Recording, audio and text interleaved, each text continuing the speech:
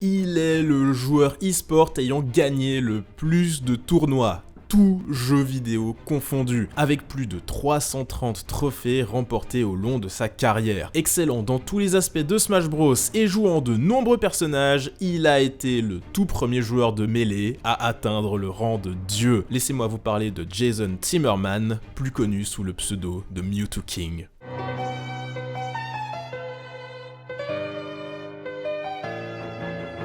Pour Mewtwo King, Smash Bros c'est toute sa vie, il n'a jamais eu d'autre boulot que joueur de Smash, bien qu'il soit diplômé en game design et en informatique. Les jeux vidéo, il est dedans depuis toujours, et quand c'était pas Smash, c'était d'autres jeux Nintendo comme F-Zero. I've been doing that since before like my first memories. When I was like a child, like an infant. Right. Like 1-2 feet tall, like that young.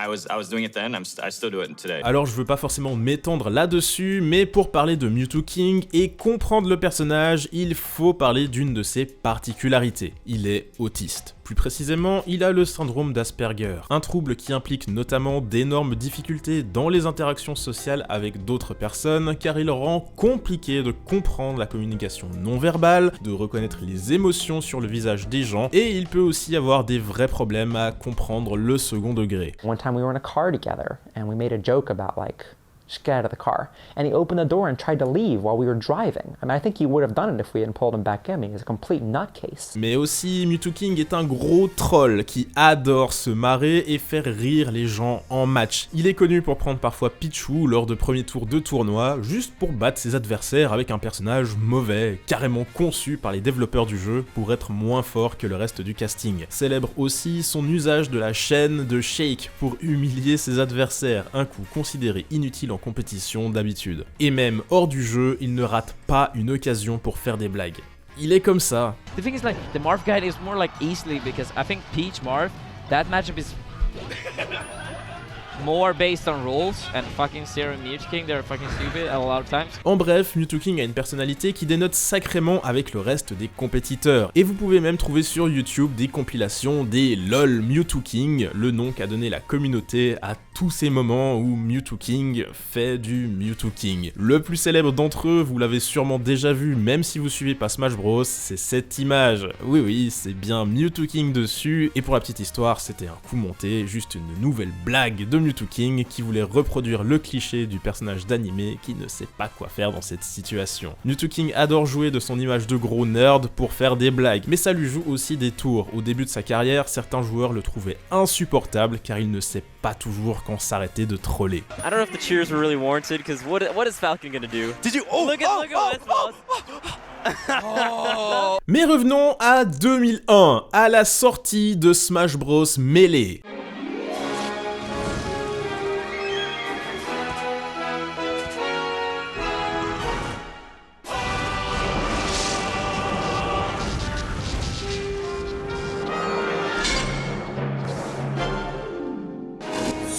La communauté compétitive Smash Bros telle qu'on l'entend n'existe pas. On a à cette époque que quelques joueurs qui commencent gentiment à s'organiser pour faire des tournois chez eux ou dans des petites salles. Très loin de tout ça, Mewtwo King, 13 ans, s'amuse sur Melee tout seul chez lui. Il n'a pas d'amis avec qui jouer, mais il s'en fiche. Ce qui l'intéresse, lui, c'est de comprendre le jeu, le décortiquer. Et pas juste comprendre les personnages ou encore les terrains. Non, Mewtwo King c'était différent.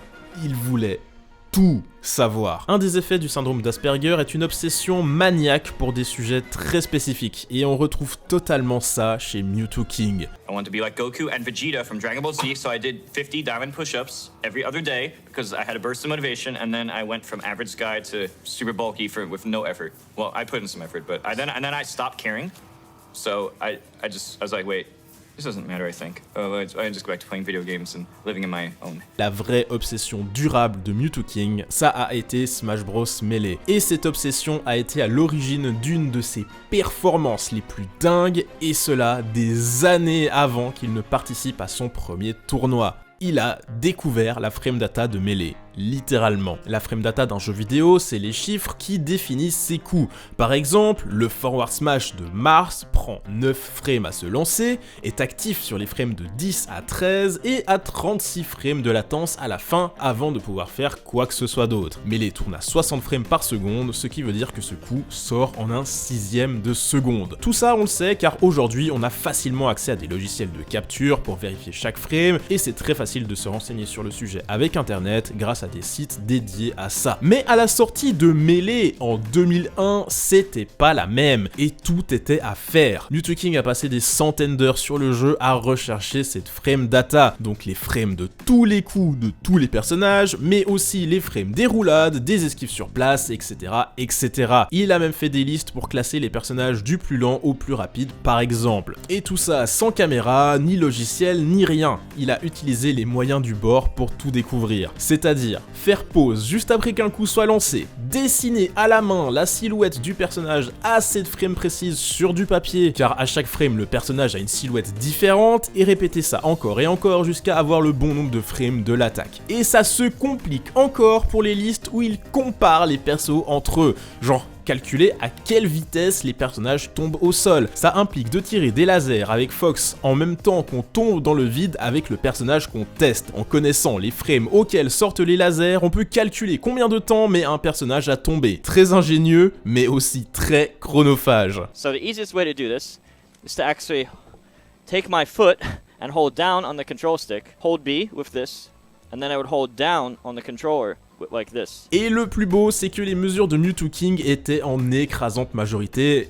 bel et bien correctes, malgré ces méthodes archaïques. Ce qui vous montre à quel genre de mec carré et méthodique on a affaire. Et n'oubliez pas qu'il a fait ça au début des années 2000, c'était ultra rare que les quelques joueurs compétitifs de cette époque s'intéressent vraiment à chercher ce genre d'infos. C'était une époque où ça jouait beaucoup au feeling. Et la compétition, justement, ça va commencer de façon très compliquée pour Mew2King. Il n'était pas un prodige, il était même vraiment très mauvais quand il a commencé. Il avait beaucoup de mal à exécuter même les techniques les plus simples. When I started playing, I could short out 1 in 4, 1 in 5 times with Fox. Yeah. I couldn't even like teleport downwards with Mewtwo because my hands were so slow. Yeah. And now I can like do it with one hand. It's literally just from practice. And I think people want the easy way out, and there's not always an easy way. You're the genius of hard work in our community for sure.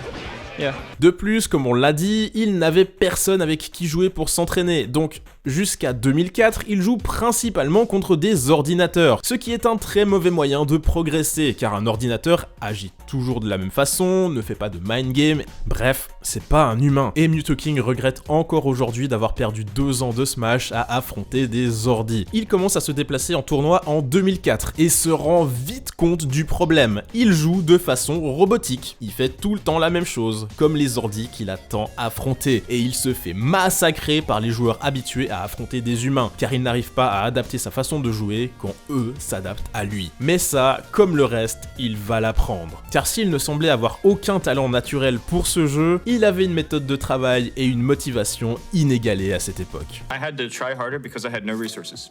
Do you think that's what made you who you are today? Motivation is everything. If you want to reach a goal, just do it.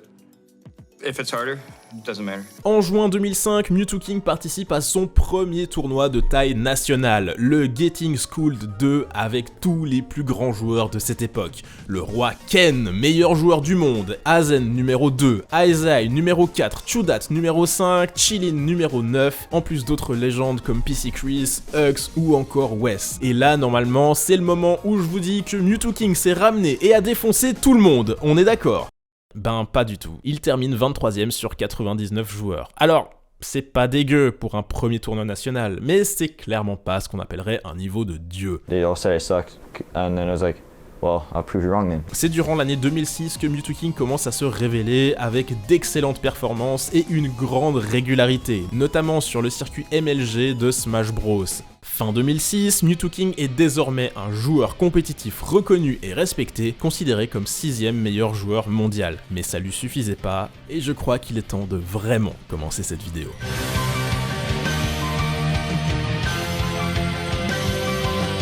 Mars 2007 se déroule un tournoi national, le Cataclysme 3. 112 participants. Mewtwo-King se hisse en grande finale contre Korean DJ, numéro 5 mondial. Et pour la première fois, après 3 ans de compétition et d'entraînement, Mewtwo-King remporte enfin son premier tournoi majeur. Et après ça, c'est la Zumba. Mewtwo-King se déchaîne. Pendant 6 mois, il ne fait que des premières ou deuxièmes places. Il ne connaîtra un coup d'arrêt qu'à l'Evo 2007 où il terminera 9ème, notamment stoppé dans sa course par le petit rondoudou d'un joueur inconnu, mais ça arrive de se planter. Malgré cette contre-performance, Mewtwo-King termine la saison aussi fort qu'il l'avait commencé et est considéré meilleur joueur de mêlée du monde en fin 2007. Et il fera encore plus fort en 2008 en terminant premier sur 9 des 10 tournois importants auxquels il participe cette année-là. Meilleur joueur de mêlée fin 2008.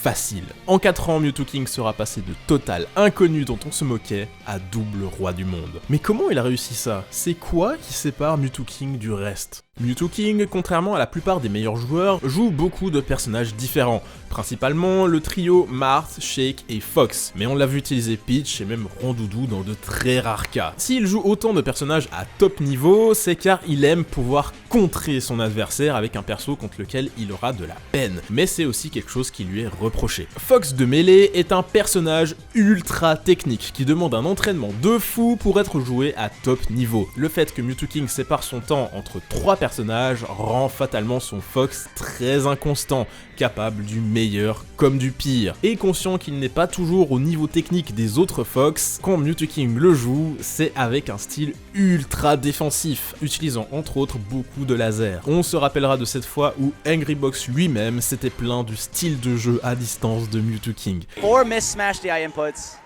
H-Box lasering, describing his view of the matchup.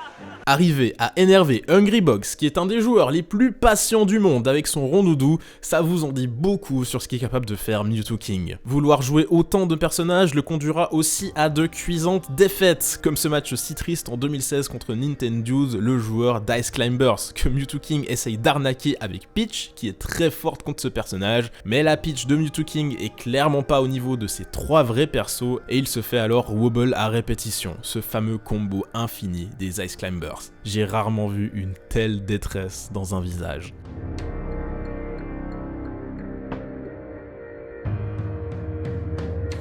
Alors Mewtwo-King est connu pour son trio de personnages, mais finalement ce trio n'est qu'une conséquence du style de jeu de Mewtwo-King, la volonté d'être optimal tout le temps. Vouloir tout le temps trouver le coup parfait dans chaque situation. Unless you're frame perfect 99 out of 100 times, you're not good enough. That's my mindset. That's what I tell myself. That's how I got good. Et si cette approche peut le faire galérer à trouver des ouvertures, une fois qu'il vous a touché, vous êtes mort. Son jeu de punition est sans égal. Big lead right now. Yo, say what you will. I mean, Marth's edge guard on Fox really strong. Oh my god. But as soon as Marth is off the stage, without a jump, oh, but that was a classic, true zero to death Mewtwo-King style. Et dans un jeu aussi rapide et brutal que mêlé, les vies peuvent partir en un claquement de doigts. To intercept the side B because he has such a good active frames, right? Yeah. Oh, okay. Oh my god, that's all it takes. Et rien ne montre mieux son optimisation et son jeu de punition effrayant que ses matchs sur le terrain plat. Destination finale. Car si Mewtwo-King est un roi, destination finale, excusez-moi du terme, mais c'est son putain de château fort.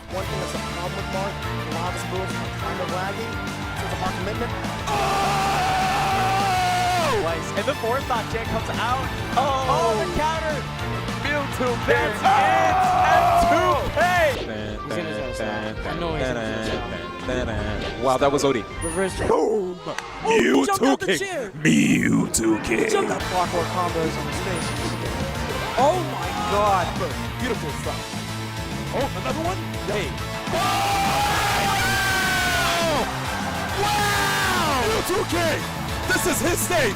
Mewtwo-King est connu pour massacrer notamment les Fox et Falco sur ce terrain. Il les garde des années en désavantage et possède sur eux ce qu'on appelle un chain grab. Il peut les attraper et les envoyer en l'air à répétition s'il a le bon timing et qu'il suit bien la trajectoire de l'adversaire. C'est devenu une des phases signatures de Mewtwo-King et le public le lui rend bien. Vous entendrez toujours des gens gueuler en rythme sur le chain grab. And he gets that grab.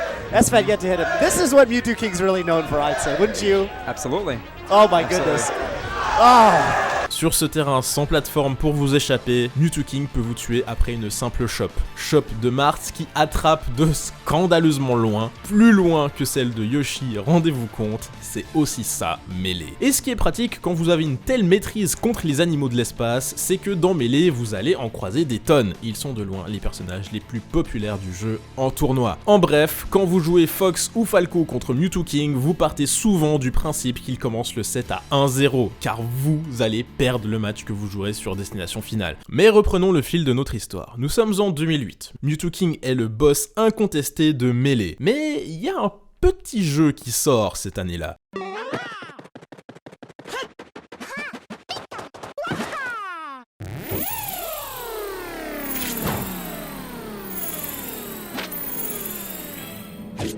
Smash Bros Brawl, le nouvel épisode de la série, créé spécifiquement pour être un party game. Un excellent party game, attention, mais un party game. Pas un jeu compétitif. Nintendo ne veulent pas que Smash soit vu comme un jeu ultra hardcore et dur à jouer, avec des manipulations compliquées et des longues phases d'avantage. Bref, ils ne veulent pas un Melee 2. Les joueurs compétitifs ne sont plus les bienvenus sur cette licence et Nintendo le leur font bien comprendre. Par rapport à Melee, Brawl est beaucoup plus lent et flottant, il y a presque aucun combo car vous pouvez agir très vite après avoir reçu un coup et vous avez cette célèbre mécanique qui vous fait tomber une fois sur 100 quand vous commencez à courir, ce qui donne encore moins envie d'aller vite. Et on ajoute à ça un équilibrage aux fraises avec plus de 30 personnages ayant des combos infinis et surtout le fameux Meta Knight qui est sans doute le personnage le plus puissant qu'on ait jamais vu dans Smash Bros. Tellement abusé que certains tournois l'ont carrément banni. Oui, tournoi. Car malgré tous ces problèmes, il y a bel et bien eu une vraie scène compétitive sur Brawl. Nintendo voulait un party game, mais une scène e-sport s'est encore développée sur leur jeu. Faut pas sous-estimer à quel point les fans de compète sont déterminés. Et là où la plupart des joueurs pros de Melee n'ont jamais essayé de se mettre sérieusement à Brawl, pas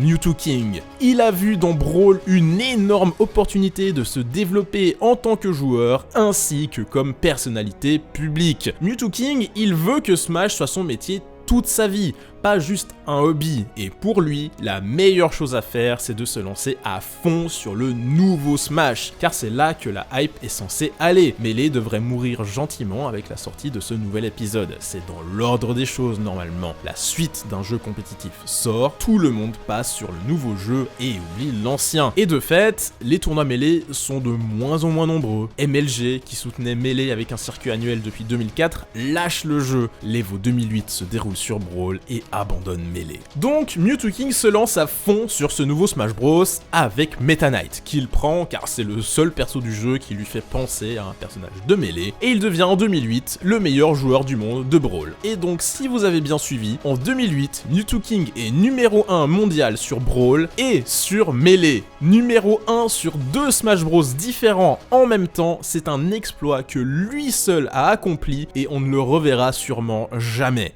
Il réussit un tel accomplissement grâce à son enchaînement de tournois. Presque chaque week-end, il se déplace à travers toute l'Amérique pour participer à des événements, à une époque où l'e-sport Smash Bros était encore sous-développé. Have to beat 5 of the top 10 in the world in Brawl just to get like $200. Sometimes less, sometimes more. Mew2King voulait jouer, s'améliorer tout le temps, quelles que soient les conditions ou la taille des tournois. I've played in garages a lot. I've played in basements, tournaments, Smash Fest, garage turns Smash Fest. I've played outside. It's the worst place you have to sleep for a tournament. I've slept on the floor like a million times. Like, floor is really common. Arrive 2009. Melee semble effectivement en toute fin de vie. Alucard, un organisateur de tournois, se motive à essayer de rassembler tous les meilleurs joueurs de cette époque pour tenter de raviver la flamme une dernière fois. Et tout le monde répond à l'appel. 7 mars 2009 à New York se déroule le tournoi Revival of Melee. 136 participants. Bien évidemment, Mew2King est présent. Il arrive en finale côté loser. Il doit gagner le prochain set pour aller en grande finale du tournoi. Contre lui, Dashiz, un Falco classé 5ème mondial. Un sacré adversaire, même pour Mew2King.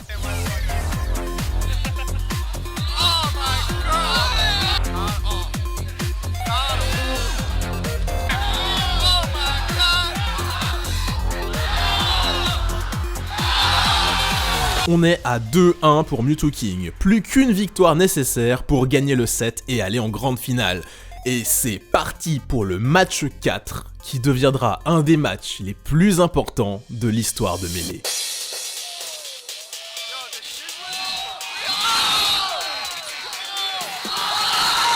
Dashizuiz est en train de démonter Mewtwo King, on est à 3 vies à 1, mais le roi se réveille.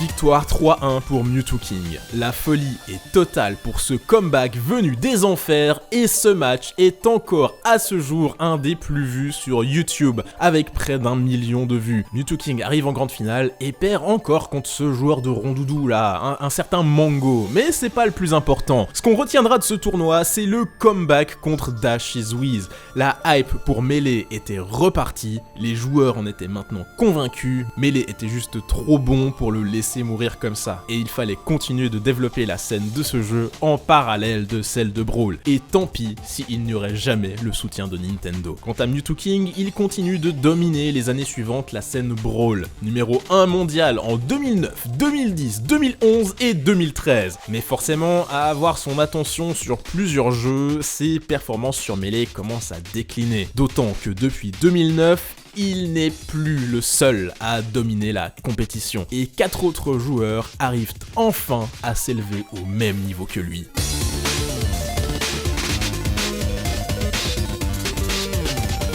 Entre 2009 et 2012, la motivation première de Mewtwo King, c'est Brawl, et ça se ressent sur ses résultats dans Melee. Alors, c'est toujours des résultats excellents. Dites-vous qu'entre septembre 2007 et janvier 2012, Mewtwo King n'a jamais fait moins bien que 5ème à un tournoi Melee. Mais à partir de 2009, c'est plus la domination sans partage de 2007-2008. Au niveau du classement mondial, Mewtwo King est 4ème en 2009, 4ème en 2010, 5ème en 2011 et 5ème en 2012. Un dieu de Melee, oui, mais considéré comme le plus faible des 5 dieux. De plus, durant ces années, Mewtwo King est pris dans plusieurs histoires en tournoi. En mai 2011, lors du tournoi Brawl Qatar 5, il abandonne contre Entei en demi-finale winner, puis contre ADHD en demi-finale loser. Puis les 3 joueurs se partagent entre eux l'argent gagné. C'est ce qu'on appelle du splitting, et c'est totalement interdit, afin de garantir une compétition saine et de l'enjeu dans les matchs. Et l'affaire de splitting qui fera le plus de mal à Mewtwo King, c'est lors du MLG DC 2010, encore avec ADHD. MLG va carrément bannir les 2 joueurs de leur circuit de tournoi suite à ça, et cet incident est souvent donné comme une des causes principales pour lesquelles MLG n'a par la suite plus jamais fait de circuit de tournoi Brawl. Et on ajoute à ça que si en effet Mewtwo King domine Brawl lors de ces années, il n'est même pas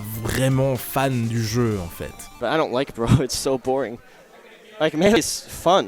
Melee is pretty good. I do think there What do you are want, Jugs? certain things that could have Wanna get been on? like fixed to make You get need to better. talk- Et c'est l'occasion de vous parler du plus gros point faible de Mewtwo King, son mental et ses sauts de motivation. After late 2010, there's like a 3-year time period where it's just like kind of soul searching in life. I just didn't really have motivation for whatever. Les tournois Smash Bros se jouent en double élimination, c'est-à-dire que vous commencez dans l'arbre des gagnants. Si vous perdez un set, vous vous retrouvez dans l'arbre des perdants. Si vous enchaînez les victoires et arrivez au bout de l'arbre des perdants, vous affrontez le vainqueur de l'arbre des gagnants dans une grande finale qui décidera du vainqueur du tournoi. Et si vous perdez un set alors que vous êtes dans l'arbre des perdants, le tournoi se termine pour vous. Il y a des joueurs qui révèlent tout leur potentiel une fois dans cet arbre des perdants. Il faut qu'ils se sentent dos au mur pour tout donner. Des pros de ce qu'on appelle une loser run, comme le mexicain MKLeo sur Smash Ultimate, connu pour sa fameuse format de loser, ou ses comebacks de l'infini sur des matchs qui semblent totalement perdus. Mewtwo King, c'est pas du tout ce genre de gars. On parlait de sa domination sur Destination Finale, mais si par exemple vous arrivez à gagner contre lui sur ce terrain, vous lui mettrez un violent coup au moral. Lui, une fois dans l'arbre des perdants, ou quand il est en train de perdre un set, il a tendance à se décomposer, douter, se remettre en question et jouer moins bien. Même en grande finale, ça lui est déjà arrivé de juste plus avoir la motivation de jouer, comme au Paragon 2015 contre Angry Box. Time Legends MVG, NESP's on Music King getting rested. Nah, good stuff. Again? No, he got it. He got it. Man. Mafia put me on there, man. Shout out to Mafia, man. Here we go. And Mewtwo King gives up game 1. I really feel like Huggybox's tag is applicable. Bruh. Again. That puts her to sleep. Has a lot of great knockback. Oh, back air. Oh, that's gonna be it. Yeah, he's double back air. Right there. Wow, and look at Mewtwo King. Mewtwo King is so upset right now. On a affaire à un Mewtwo King qui en a tellement marre qu'il abandonne toute raison et prend lui aussi Rondoudou. Évidemment, ça se passe pas très bien. Okay, guys. It's happening. Balloon fight. I'm so mad at you. I don't know if finish, but does get out there. Oh, I love that. You know, and that will finish. Okay, off the top. Yeah. Oh, he's way up there and he takes it easy. It. Beautiful job, Huggybox. Beats Mewtwo King yet again. En plus, Mewtwo King a besoin du soutien du public pour performer à son maximum. Il doit se sentir encouragé et se décompose quand le public est pour son adversaire. Alors qu'on dit souvent qu'un top player doit avoir un mental d'acier, c'est pas vraiment le cas de Mewtwo King. Et ses problèmes de mental lui auront joué des tours tout au long de sa carrière. But he has so many strengths that he could use to his advantage. But it makes me sad that regardless of how many things he has in his favor, he has to be obsessed about the one thing that might be not good right now. Bref, entre 2009 et 2012, c'est pas la grande joie pour Mewtwo King sur Melee. Des années un peu plus sombres, mais ça n'allait pas durer.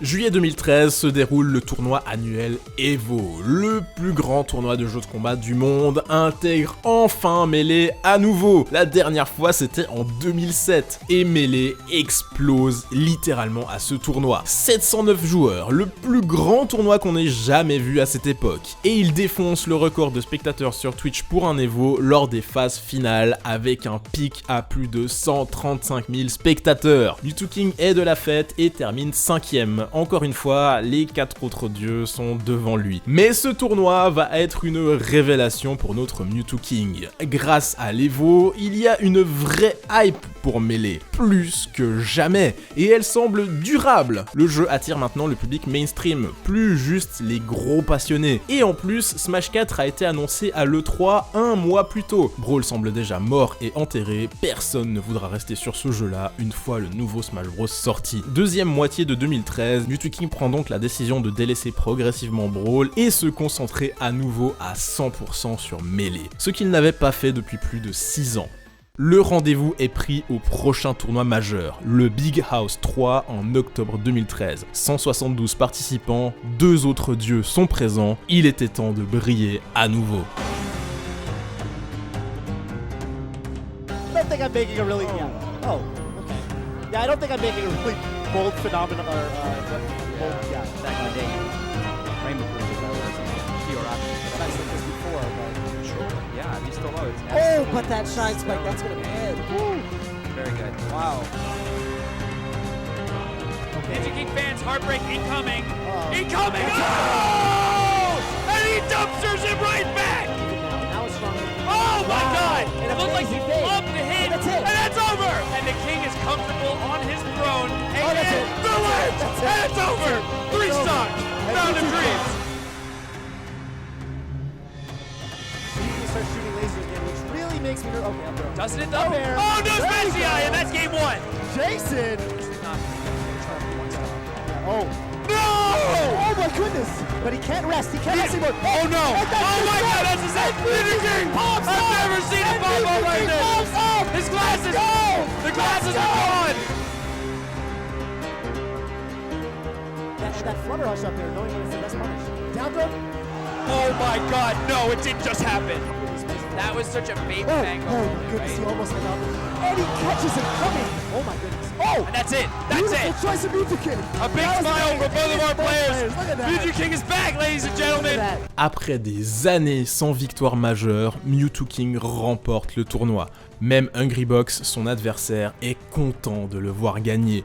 tout le monde est en feu pour le retour du roi. Et c'était pas fini. Après Big House 3, Mew2King termine l'année 2013 sur une folle série de 14 tournois gagnés de suite. Au classement 2013, Mew2King est alors positionné 3e joueur mondial. En 2014, il continue sur sa lancée. Sur 59 tournois de mêlée, il termine 43 fois premier et 10 fois deuxième. Des vrais stades de champion, n'est-ce pas? Eh bien, fin de l'année 2014, il est classé 4e mondial. Essayez juste de vous rendre compte du niveau abusé des mecs au-dessus de lui pour que ça arrive. Et ça aurait été ça finalement le souci de la carrière de Mew2King. Si il enchaîne effectivement les victoires, il a toujours beaucoup plus de mal quand il doit affronter les autres dieux de mêlée. Et il n'a jamais de victoire ultra prestigieuse dans les tournois les plus massifs comme les Evo ou les Genesis qui sont les 2 événements majeurs d'une année de Smash Bros. Fin 2014 sort Smash Bros 4 sur Wii U. Le jeu est très bien accueilli par les joueurs compétitifs de Brawl. Nintendo a rétro-pédalé sur pas mal d'aspects qui déplaisaient. Le jeu est moins flottant, plus rapide, il y a plus de combos et j'en passe. Mais c'est clairement une suite à Brawl dans l'esprit. Et il semble évident maintenant que Nintendo ne se dirigerait plus jamais vers un gameplay aussi exigeant et technique que Melee. Donc l'énorme majorité des joueurs de Melee sont restés sur Melee, une fois de plus, sauf Mew2King. Évidemment, Smash 4 enterre Brawl direct et les tournois commencent dès fin 2014. Mew2King s'y lance à fond, comme au début de Brawl, avec grand succès. Même s'il n'aime pas le concept de mise à jour d'équilibrage, ça lui fait peur d'avoir un personnage qu'il aurait travaillé pendant des centaines d'heures se faire démolir en une simple mise à jour. Faut pas oublier que ni Melee ni Brawl n'avaient jamais reçu le moindre patch. Malgré ça, Mew2King se motive et s'impose très vite comme un des meilleurs joueurs de Smash 4. Tout d'abord avec Diddy Kong, puis à partir de fin 2015 avec Cloud, une fois le personnage intégré dans le jeu. Cependant, il ne réussit pas à claquer tout le monde comme sur Brawl et se retrouve classé 28e mondial pour l'année 2015 sur Smash 4. Et sur Melee, l'histoire se répète. Avec son attention à nouveau sur plusieurs jeux, les résultats de Mew2King chutent en 2015. En plus, il souffre de plus en plus de douleurs aux mains qui l'empêchent de jouer à son plus haut niveau, surtout avec Fox. Il est même obligé d'annuler sa venue à l'Evo 2015 à cause de ça. When I play Melee too long, my hands start hurting right here. It just hurts a lot. That's actually one of the reasons I don't use Fox as much as I would like. In the long run, if I keep doing this, I'm really going to pay the price. Kind of inevitable that will happen at some point if I keep playing Fox. And I probably have already done some serious damage to myself. If I keep going at the same rate, it's not going to be too pretty for me. And that's one of the reasons I'm like interested in like the new game. Mainly because I just want something different. Okay. But it's also because I'm actually seriously worried about my hands. Mais ça ne l'empêche pas d'avoir des bons jours et d'exploser parfois, comme au PAX Prime en août 2015, où il met un 6-0 net et sans bavure à Leffen, numéro 2 mondial à l'époque. En finale, tout ça en switchant entre ces 3 personnages pendant les sets. Un sacré parfum de revanche pour Mew2King, car Leffen était de ceux qui aimaient dire que Mew2King n'était plus au niveau. Mew2King terminera l'année 2015 5e mondial et qu'on remette encore en perspective, une mauvaise année pour Mew2King, c'est toujours une année de dingue. Seulement voilà, quand vous obtenez le titre de dieu d'un jeu vidéo, les attentes qui pèsent sur vous sont monstrueuses. Faire une très bonne année, c'est toujours pas assez bien. En 2016, Mew2King se lance un dernier grand défi sur Smash 4 avant de lâcher progressivement le jeu. Battre 0. Il voulait se prouver qu'il pouvait le faire, qu'il en avait encore dans le ventre. Battre 0 donc.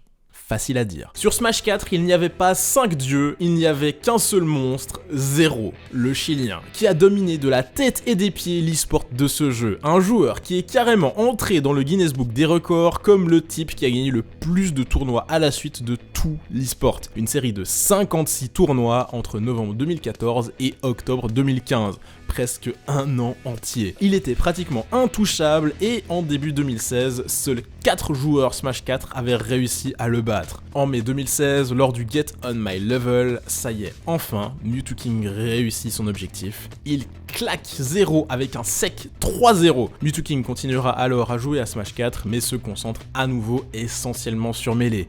et l'histoire se répète, il obtient de meilleurs résultats. Shine 2016, 989 participants. Mewtwo arrive en grande finale contre SFAT, joueur de Fox 13e mondial. Mewtwo gagne les 2 premiers matchs, puis SFAT choisit lui-même destination finale comme terrain pour le match suivant. Mewtwo le regarde comme s'il était le dernier des débiles, puis il le massacre. He gave him the goofiest look.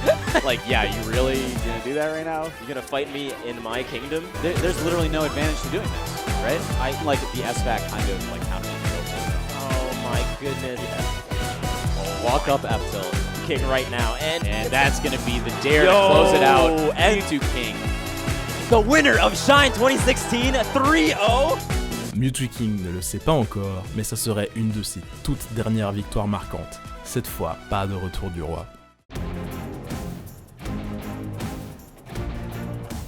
Depuis 2017, Mewtwo s'implique chaque année de moins en moins dans la compétition. Il a prouvé tout ce qu'il avait à prouver. Il a été numéro 1 sur Melee, sur Brawl et a battu le boss de Smash 4. When you reach your goals, then just go on to another goal.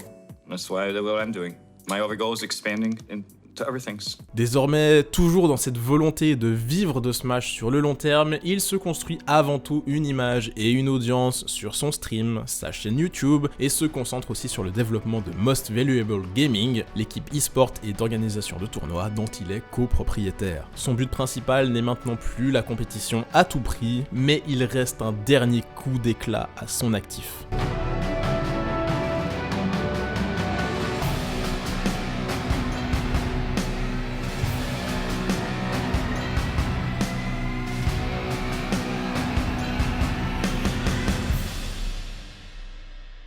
Mai 2018. Bienvenue au Smash Summit 6, un des plus prestigieux tournois de l'année, de type invitational, où 16 des meilleurs joueurs de mêlée du monde se rencontrent. 4 dieux sont présents, Mewtwo ne part pas favori.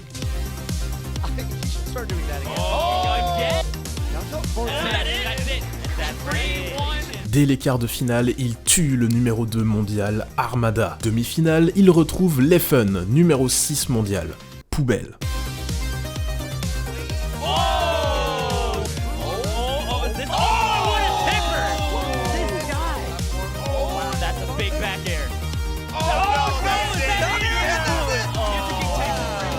Mewtwo arrive en finale winner, il est contre Zane, numéro 22 mondial, un nouvel arrivant sur la scène et vu comme le successeur à Mewtwo au titre de meilleur Mars du monde. Il est en feu et rien ne semble l'arrêter, il a déjà battu un dieu sur sa route et il veut du sang, mais Mewtwo était lui aussi dans un de ses bons jours.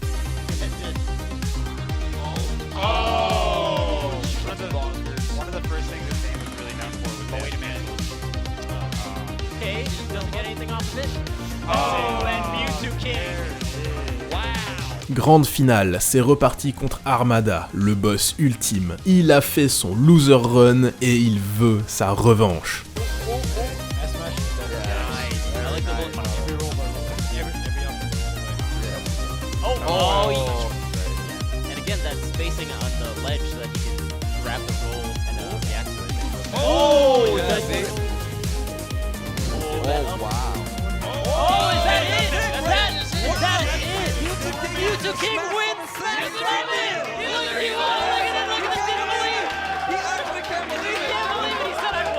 La réaction de Mewtwo à cette victoire est un des moments les plus doux de l'histoire de Smash. Il reste là, hébété, il ne comprend pas, il n'arrive pas à intégrer le fait qu'il vient de gagner un tournoi de cette ampleur.